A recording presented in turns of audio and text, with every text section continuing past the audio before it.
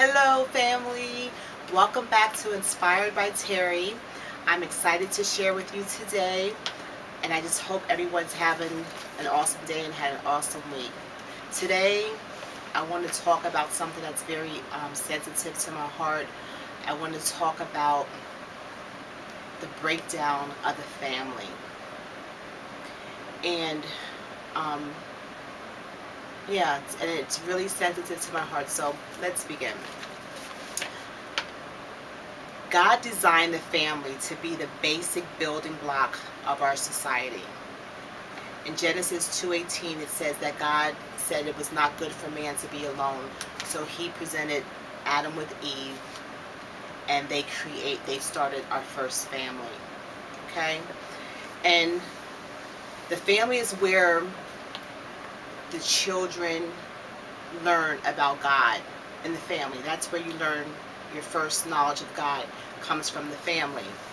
And there's like three basic roles. There's three basic roles in the family that the family provides. There's so much more, but the three basic ones are to learn God, how to love and care for one another, and how to grow into be a responsible adult. They're the three primary purposes of the family. Okay? And when the family is undermined or something other than God's purpose is happening to the family, then it's a serious attack on our society. When other than what God intended for our family is going on, there's a serious attack on the family, and it breaks down what God's purpose for the family was. The American family has dramatically changed over the last 50 years. I never thought in my life that I would live to see half of the stuff that I see today going on in what we call the American family. Half of all marriages end in divorce. Single parents in the U.S. have tripled since the 1960s. Adoption and parenting by the same-sex couples is widely acceptable. And I mean, when I say widely acceptable, it's not that it's proper or I accept it or everybody accepts it, but it's more acceptable than it ever was in time. Cohabitation is increasingly commonplace. The growing number of children that are born to unmarried couples is phenomenal. It's just like, when I was growing up, it was wrong to live with your boyfriend. Like if you were like in your 20s or if you were in your early 30s and people hear that you were living with your boyfriend, you're like, oh my God, they're living together. Like it was common and it was natural or normal for people to get married. Now, as time is evolving, you hear people living together and it's no big deal. Everybody lives together. Everybody moves in together. And it's just common. People don't think about, well, let's get married. The natural thing for them to do now is let's live together. Let's live together. And it's like a total breakdown of what the family unit was purposed to be from the beginning of time. And just because it's acceptable does not mean it's right. Okay? And the traditional family is disintegrating in the U.S. And not just in the U.S., but around the world. It's disintegrating, the traditional family that we call family. And we know that when you live with someone and children are born into that union and you're not married, it's a breakdown. It's like you have a last name, the father has a last name, and I don't know whose last name the kid gets, and it's like there's no unity, there's no unit. It's just like everybody's doing their own thing. If problems arise in the relationship, it's easy for the man to walk away because there's no commitment there. He's not legally bound to the woman, so it's easy for him to turn his back. And then here we are with another woman left raising her kids all by herself. It's just like a never-ending, ongoing cycle, and it's not good. It's really not good. So I want to just talk about three major threats.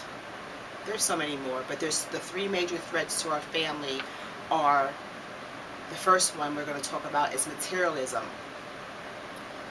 All around the world, we have commercials that are bombarding us, constantly telling us that more is the key.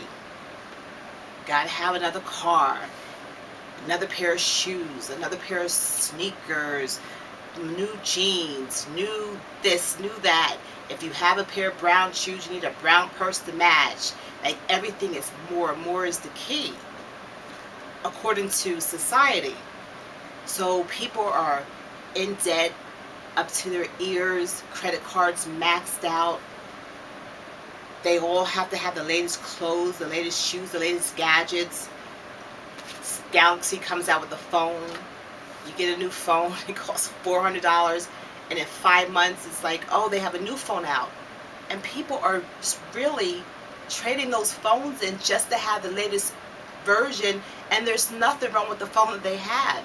So it's like a never-ending cycle trying to keep up with society. And when this happens, the person paying for all these new things and the latest fads is working overtime, maybe working one or more jobs, 1 or 2, 3 jobs. If it's a father, he's hardly home because he has to work because the wife wants all these beautiful things. If it's the mother trying to make sure her kids have all this stuff, she's working late. And it's like the family unit is not together. They very seldom sit around the table and eat dinner together. They're talking and communicating to each other by cell phone, text messaging, what do you call that, FaceTime, Facebook. Everybody's communicating through social media, and it's not good. It's breaking down our family values and our family unit by being materialistic. Who needs 10 pair of jeans? 3 pair of jeans is probably fine. You know, when they get old, replace them. Sometimes more is not better. A lot of times less is better because you don't have so much to choose from and you're not so distracted. My second topic that I want to talk about that's a threat to the family is secularism. Our families are less religious. If you ask people in America today, what's your religion? 25% of people are going to tell you, oh, I'm not religious at all.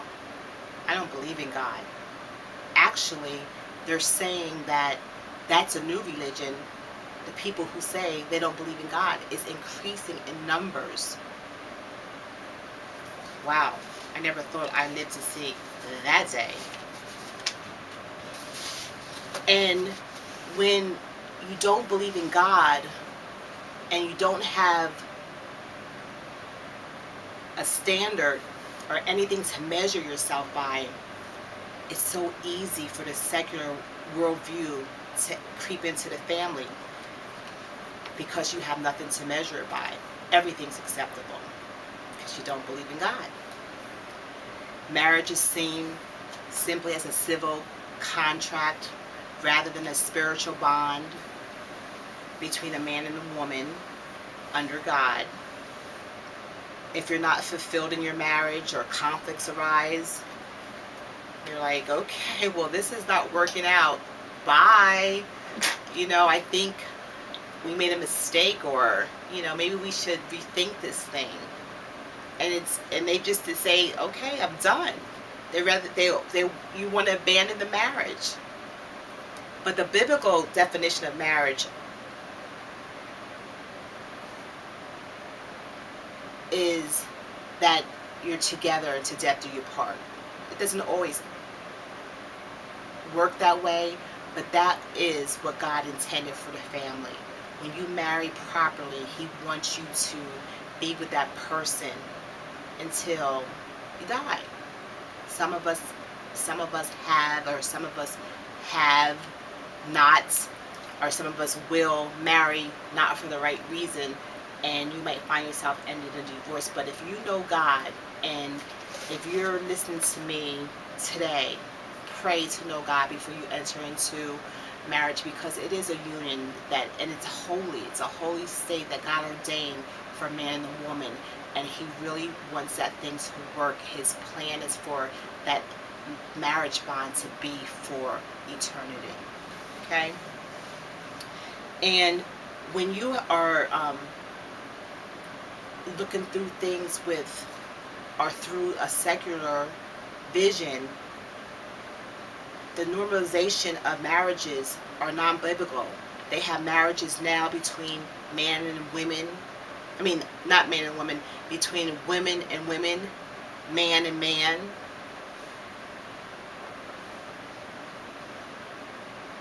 And people are just doing whatever feels good. It's not about what's good, it's about what feels good when you're secular.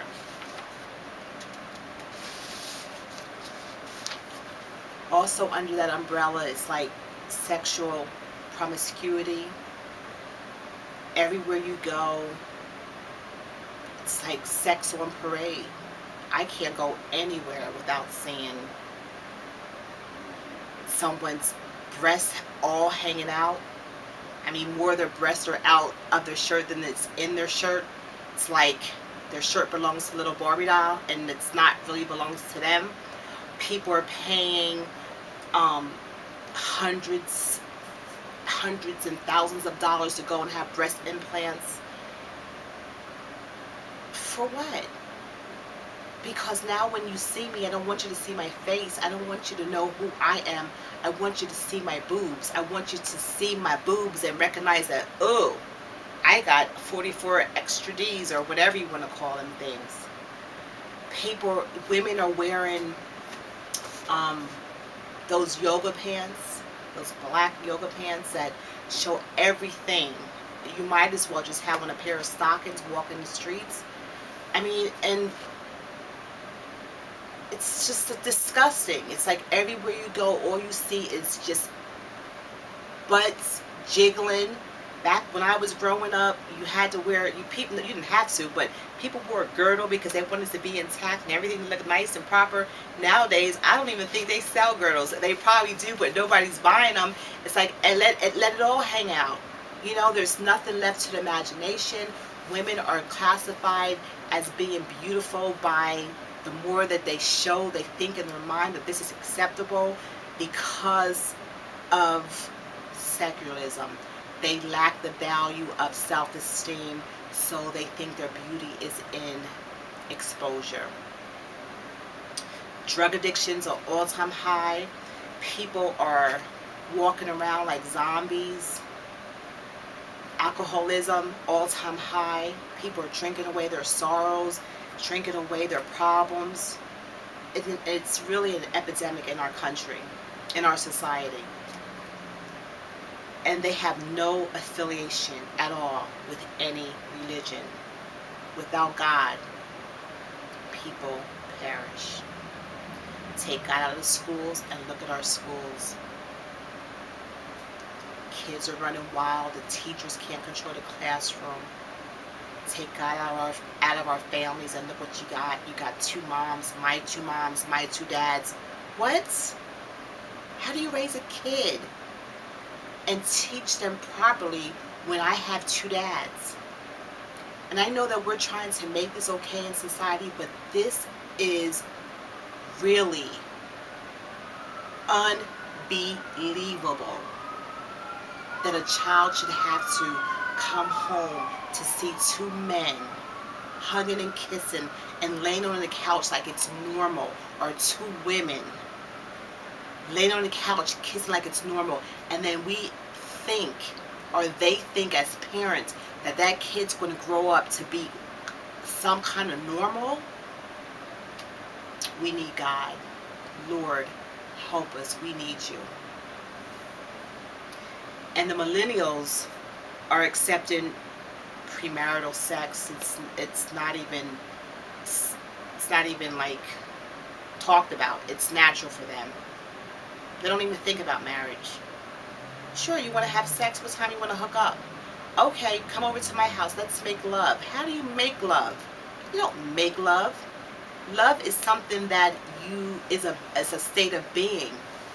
As soon as you make it, oh, I'm done. I'll call you next week when I feel like making love. I don't love you. I just feel like making love.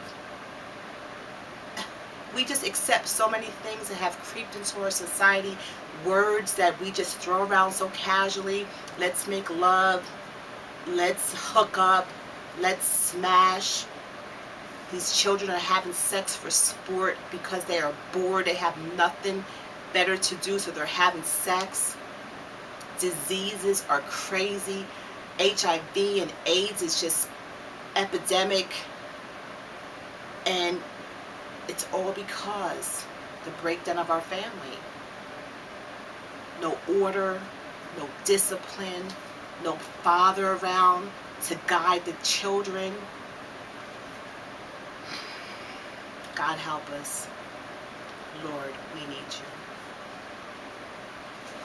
And then the millennials are growing up thinking all this is acceptable. So just imagine their children and the next generation when they're telling them it's okay to have two dads. It's okay to have two moms. It's okay to have an abortion. Oh, it's okay to do this. Who knows what that generation is going to look like?